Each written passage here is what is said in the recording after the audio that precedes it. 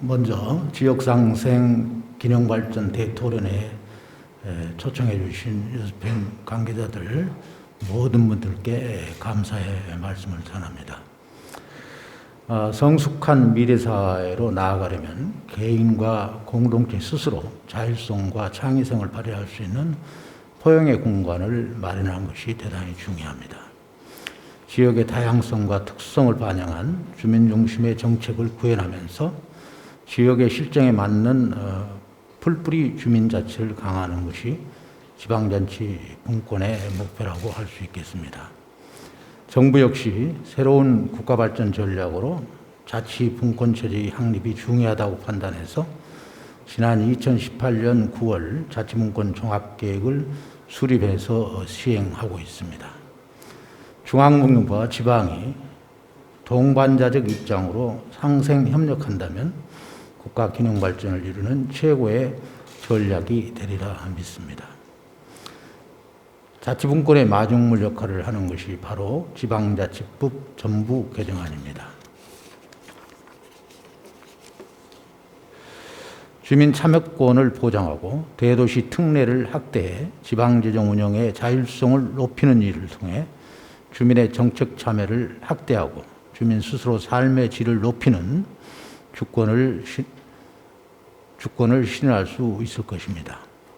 이러한 과제들을 법률의 재개정을 통해서 이루어지기 때문에 국회의 입법 의지가 무엇보다도 중요하다 하는 생각이 듭니다. 지방자치가 시작된 지 30년이 흘렀습니다. 우리 국민들은 지난 기간 동안 많은 시행착오를 거쳐서 지방자치에 대한 수준들이 높은 의식을 갖게 되었습니다.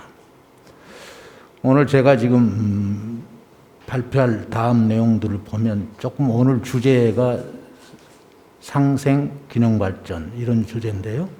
거기에는 조금 부합되지 않는 내용도 있겠습니다만 우리 용인시의 우수기업 유치 또는 거기에 대한 어떤 사례 이런 걸 중심으로 하다 보니까 내용이 여러분들이 보시기에 오늘 주제에 부합되지 않는 것은 양해해서 들어주시기 바랍니다. 중앙정부와 지방자치가 서로 균형을 이루며 국가 발전을 도모하기 위해 지금이야말로 주민 중심의 지방자치를 실현할 최적기입니다. 지금 용인시는 경기 남부 중심 도시로 전국 어느 도시보다 역동적으로 성장하고 있다 하는 말씀을 드립니다. 용인 반도체 클러스터 조성을 비롯해 3기 신도시에 포함된 플랫폼 시티 건설, 랩 리서치를 비롯한 우수의 기업 유치 등 잇따라 가시적인 성과를 내며 누구나 인정하는 명품 도시로의 도약을 꿈꾸고 있습니다. 이 같은 성과를 낼 수 있었던 것은 용인시가 수도권 우수 인력 확보에 유리한 주거 환경을 갖췄을 뿐 아니라 사통팔달 교통의 요충지에 위치해 기업하기 좋은 환경을 갖고 있기 때문이기도 합니다.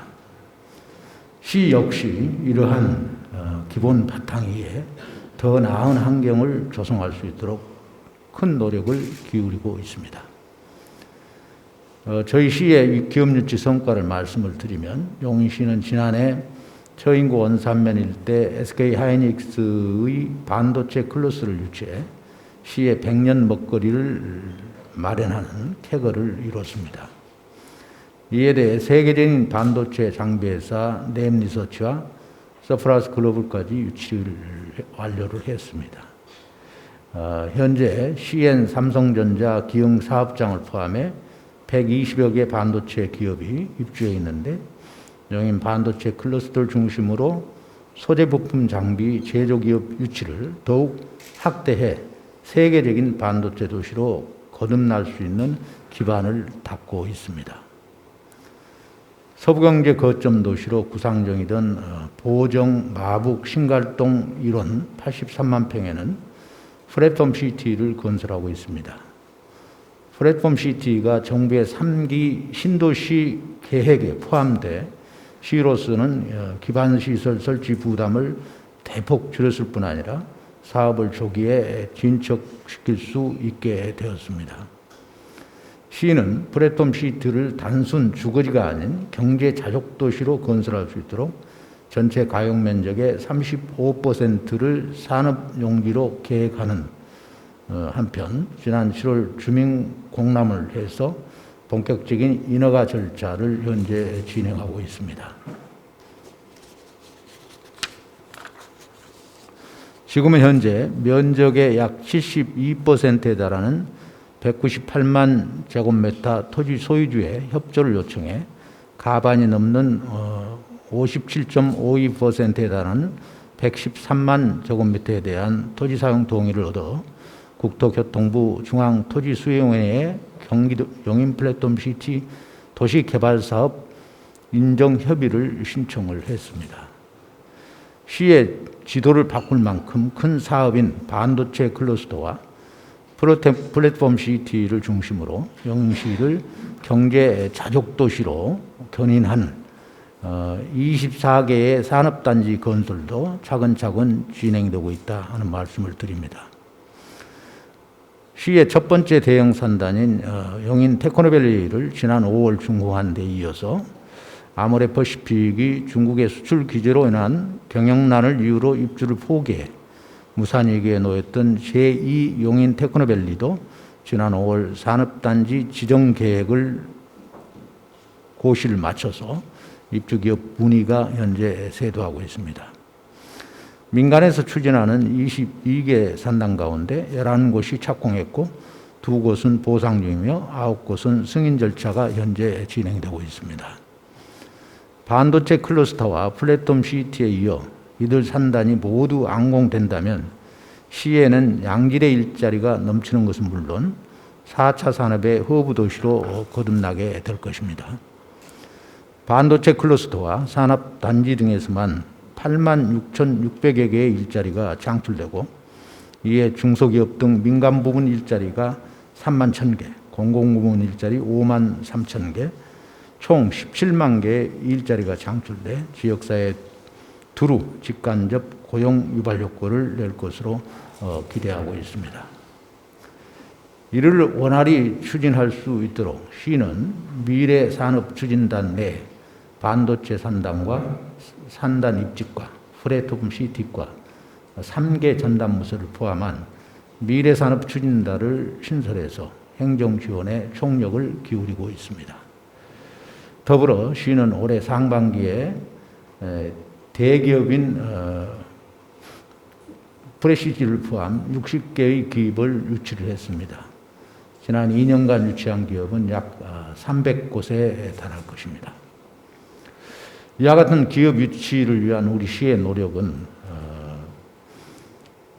다수의 기업을 유치할 수 있었던 것은 아마도 뛰어난 입지 조건을 갖춘 것 때문이기도 하지만 기업하기 좋은 환경을 구축하기 위해 시가 다방면으로 힘쓰고 있기 때문이라고 할 수 있겠습니다.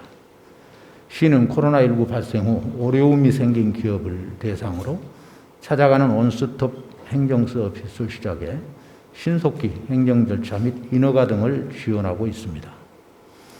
중소기업 정책 자금으로 특례 보전과 2차 보전 등을 지원해 약 300개사에 85억 원을 지원한 바 있습니다. 전국 기초단체 최초로 용인형 매출 채권 보험 가입비도 지원을 했습니다. 기업당 500만 원 범위 내에서 50%를 지원하는데 많은 관내 23개 기업이 혜택을 받고 있습니다. 더불어 중소기업의 해외 판로 개척을 위해서도 국내의 우수 전시회, 박람회 참가를 비롯해 온라인 해외 마케팅, 해외 규격 인증, 수출 무역보험, 수출 멘토링 등의 서비스도 지원하고 있습니다.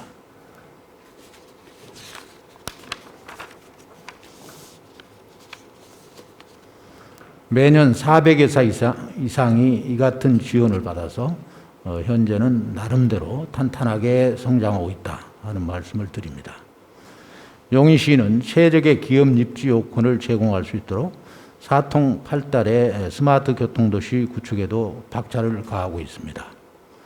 서울 세종 간 고속도로와 오산 이천 간 고속도로는 오는 2022년 완공을 목표로 공사가 진행 중에 있습니다. 이들 고속도로가 완성되면 용인은 경부, 영동, 영서고속도로와 함께 5개의 고속도로가 동서남북으로 이어지게 돼 전국 어디로든 용이하게 연계될 수 있는 교통망을 구축이 됩니다. 오는 2022년 완공할 예정인 기흥 IC와 금년 말 완료 예정인 남사 IC 등이 신설되면 고속도로 접근성도 크게 높아져 전국 최고의 교통 중심지로서의 입지를 굳히게 됩니다.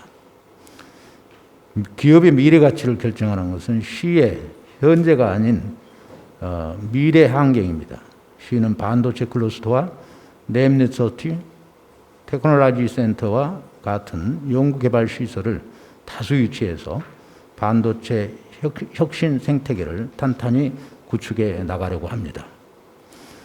또한 우수한 인재가 모여들 수 있는 양질의 일자리를 창출할 수 있도록 24개 산업단지에 우수한 기업을 유치할 수 있도록 할 방침입니다. 소상공인 시장진흥공단 용인센터를 유치하고 용인 벤처 투자펀드 등을 조성해서 창업 지원 역량도 대폭 강화해 나갈 것입니다. 시는 코로나19 이후에 변화하는 경제 환경에도 적극적으로 대응할 수 있도록 다방면으로 준비하고 있습니다. 우선 언택트라는 키워드에 맞도록 직접 마케팅을 온라인으로 대체하는 방식을 시도하고 있습니다. 전국 최초로 언택트 수출 상담실을 운영하면서 자체적으로 화상회의 방식의 상담이 어려운 중소기업에 이를 상시 지원할 수 있도록 하고 온라인 수출 상담회 등을 개최하고 있습니다. 내년도에는 방역 홈코노미로 대두되는 코로나 유망 품목 수출 활성화를 위해서 이 같은 언택트 지원 사업을 더욱 고도화하고 기업이 더욱 편리하게 지원을 받을 수 있도록 원스톱 패키지 지원 등의 수출 지원 사업을 추진할 계획입니다. 자치분권 확보 전략에 대해서 특례시 지정을 중심으로 간단히 말씀을 드리겠습니다. 용인시가 이처럼 고도의 성장을 이루기 위해서는 지금과 같은 행정 환경에서 한 차원 더 나아가야 합니다. 산업, 교육, 보건, 복지, 교통, 문화관광 등 다방면의 인프라를 확충은 물론 지금보다 확대된 자치 권한 확보가 필수적으로 수반되어야 합니다. 지난 7월 정부는 인구 50만 명 이상 대도시를 특례시로 지정하는 내용을 담은 지방자치법 전부 개정안을 제출했고 현재 법안을 국회 행정안전위에 회부되어 있습니다. 시는 지난 2018년부터 100만 대도시의 수원, 고양, 창원시와 특례시 추진 공동 대응기구를 출범해 개정안 통과를 위해 힘써 왔습니다. 비록 지난 20대 국회에서 제대로 논의조차 해보지 못하고 폐기되는 아픔을 겪었지만 21대 국회가 개원하자마자 이 법안을 발의해 현재 상임위에 계류 중에 있습니다.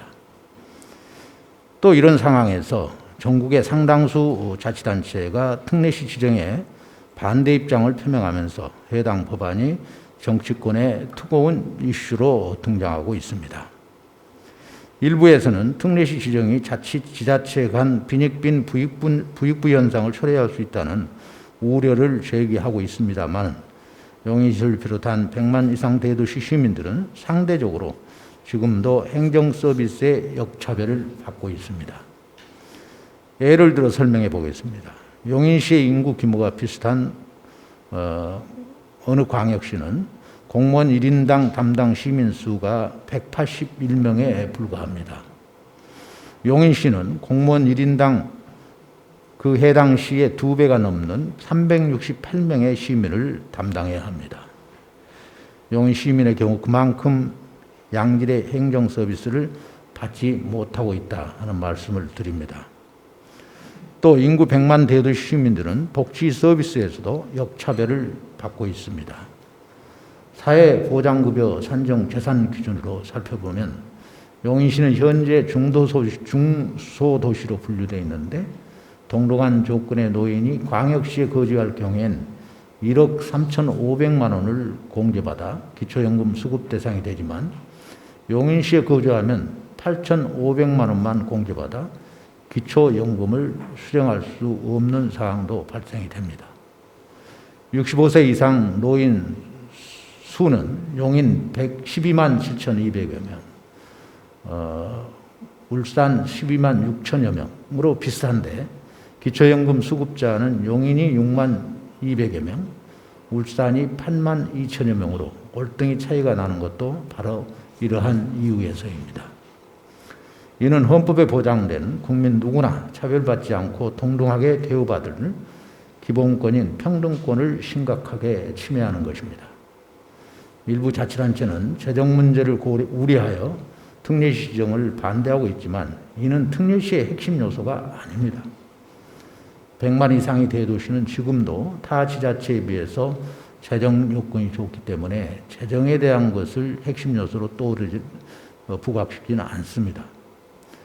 특례시 도입 취지는 광역시의 출발 기준인 인구 100만 명인데 인구 100만 명 이상 대도시가 늘어난 상황에서 광역시를 현재의 부산, 인천, 대구, 대전, 강주, 울산 6곳으로 한정하는 대신 후발 대도시들에게도 광역시에 준하는 자치권을 보장하는 데 있습니다.